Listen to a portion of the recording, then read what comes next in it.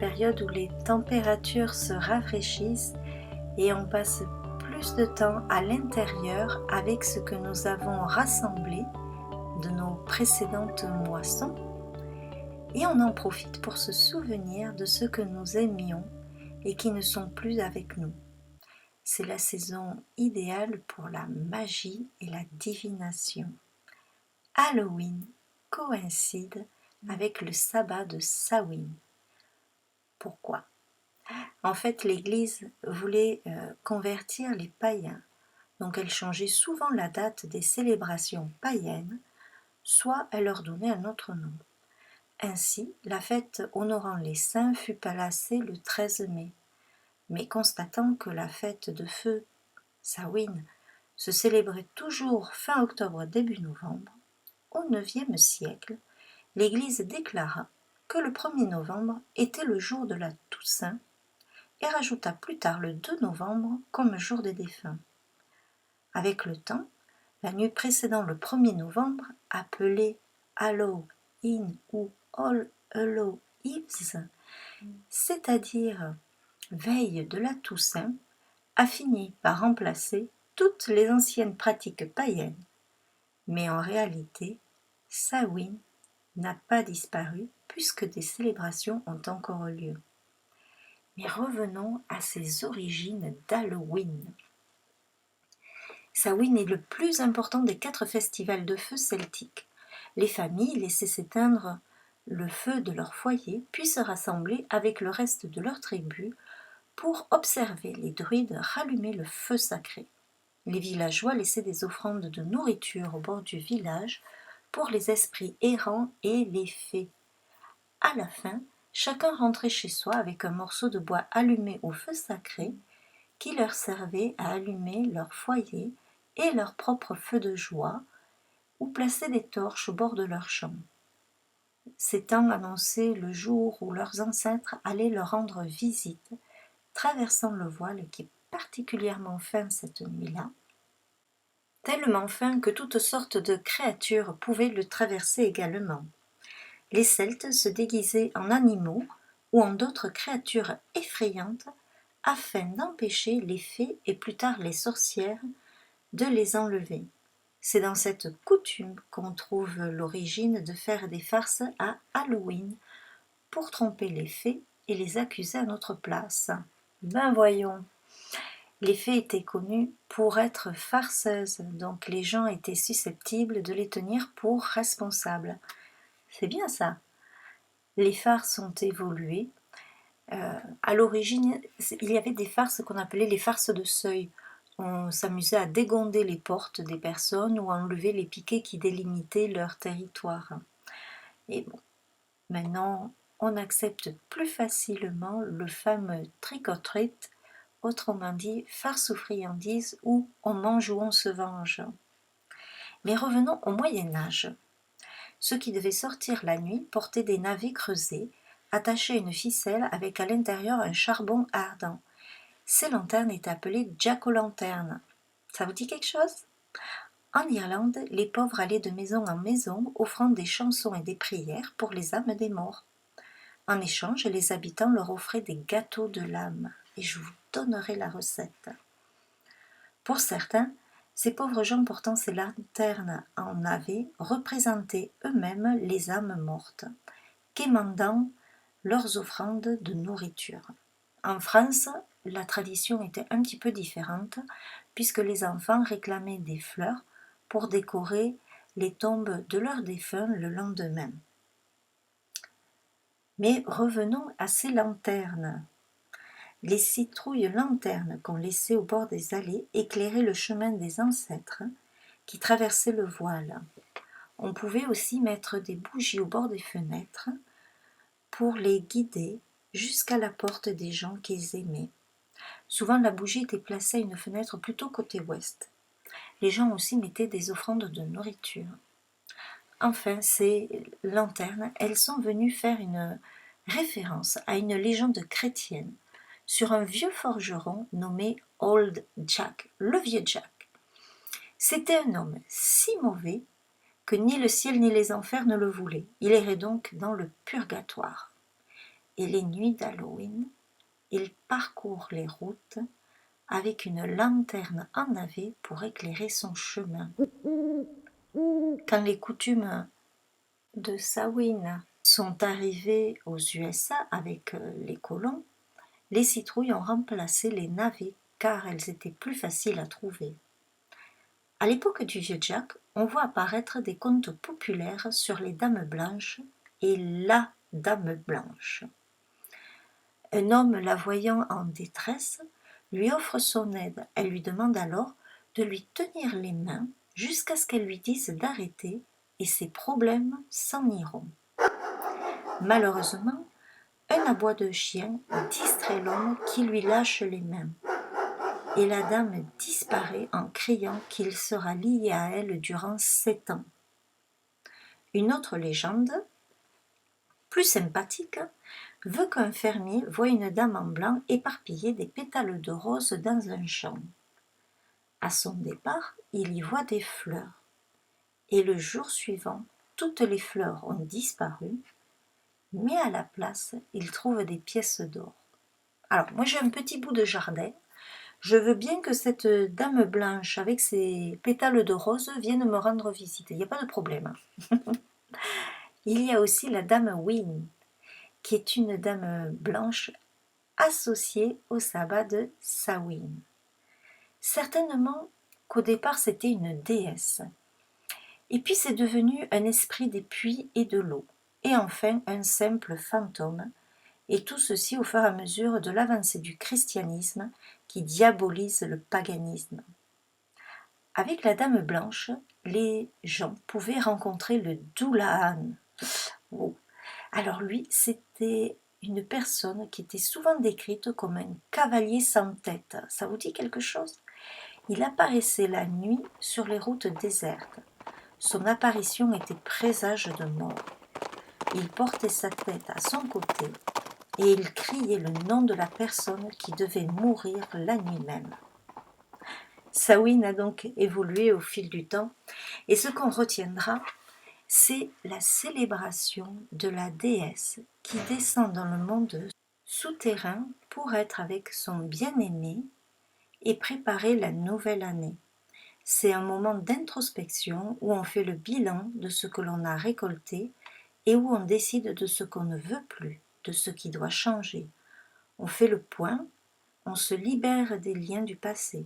C'est un symbole de mort pour une renaissance, la fin d'un cycle et la gestation d'un nouveau. Le voile entre les deux mondes étant très fin, je l'ai déjà dit, on en profite pour honorer ses ancêtres et faire de la divination. Samhain s'inscrit dans la zone zodiacale du Scorpion, bon signe, un signe d'eau, d'où le travail de l'ombre, le fait de plonger en nous pour voir les parties qui ont du mal à s'accepter et donc s'accepter comme on est et enfin être soi-même. Pour célébrer ces jours particuliers, vous pouvez mettre en place un autel avec des photos de vos disparus, par exemple, des petits souvenirs, des photos de divinités qui correspondent à cette époque, comme Déméter, Hécate, Ishtar, Isis, Kali, Macha. Côté masculin, ce sera plutôt Cernunnos, Hadès, Osiris, Toutatis.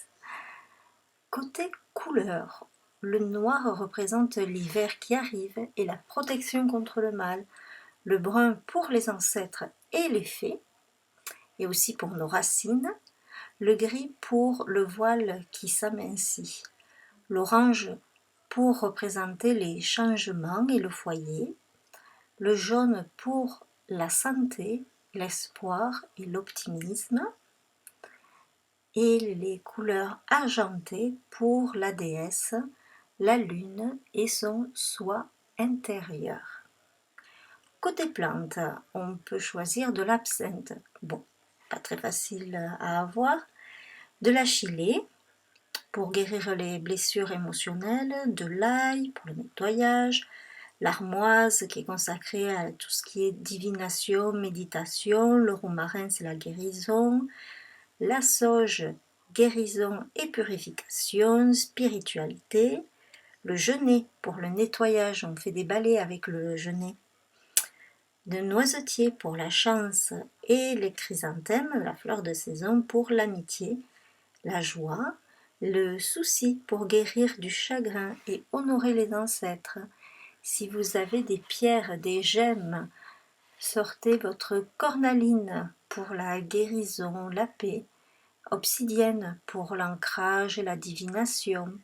De manière générale, les pierres noires, le spinel, la pierre de lune pour la déesse, la divination, l'intuition, le fer pour la protection et enfin l'argent pour la déesse et les fées.